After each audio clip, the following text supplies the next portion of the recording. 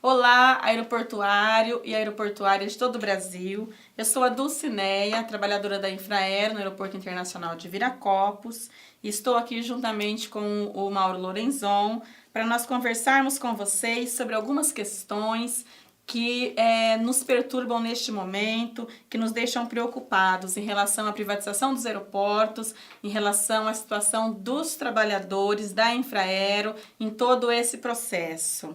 Nós vamos trabalhar em blocos para podermos discutir algumas questões, porque são muitas, e neste primeiro bloco nós vamos fazer uma apresentação do histórico do Comitê contra a Privatização da Infraero e também discutir um pouco sobre a diferença entre privatização e concessão. Eu vou passar para o Mauro, ele vai se apresentar e vai explicar um pouco desse histórico do Comitê contra a Privatização da Infraero, porque ele está desde o começo nesse movimento. Mauro, explica pra gente, conta pra gente um pouco desse histórico do Comitê contra a Privatização da Infraero, para que nós possamos ficar sabendo dos detalhes mais importantes desse histórico da formação do comitê. Sim, como a Dulcineia disse, meu nome é Mauro, eu trabalho em Viracopos também, sou membro do Comitê contra a Privatização da Infraero, assim como ela também o é.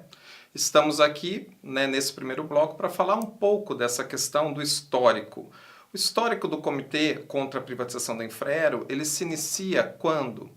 Em 2008, com a indignação de um grupo de trabalhadores, e não só enquanto cidadãos indignados com o processo de privatização dos aeroportos federais, onde, na época, o governo federal, comandado pelo nosso então presidente Lula, encomendou um estudo para a privatização de Viracopos e Galeão. Indignados enquanto cidadãos, sabendo das consequências desse processo para a população brasileira, e não só para nós enquanto trabalhadores, fizemos o que a gente poderia fazer naquele momento, se organizar enquanto sociedade num movimento social ao qual demos o nome de Comitê contra a Privatização da Infraero.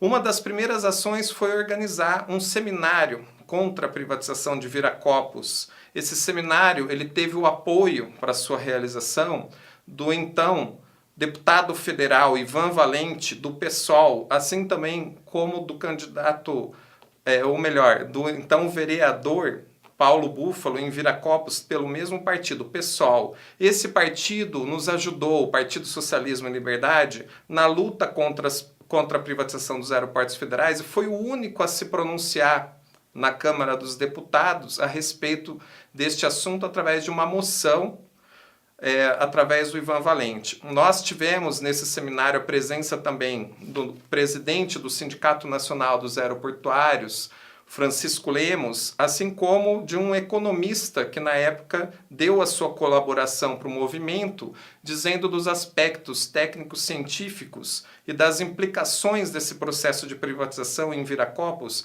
para Campinas, para o Estado e para o país.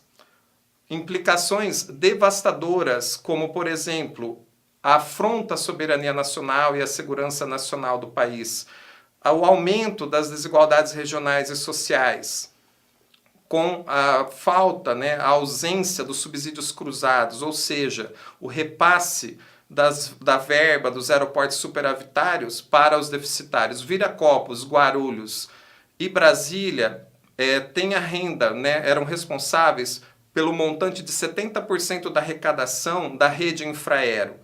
O que impossibilita agora, nesse momento, já que eles foram passados, a administração para iniciativa privada, dificulta o repasse dessa verba aos aeroportos deficitários, o que nos preocupa muito por causa das consequências, o aumento das desigualdades regionais e sociais no país e também a questão da integração territorial e defesa da segurança nacional e da soberania nacional por uma empresa pública que tem por obrigação defender o interesse público. Eu deixo para vocês agora, passo a palavra para a Dulcineia, para que ela esclareça um pouco a diferença de conceitos entre privatização e concessão. Por favor, Dulcineia.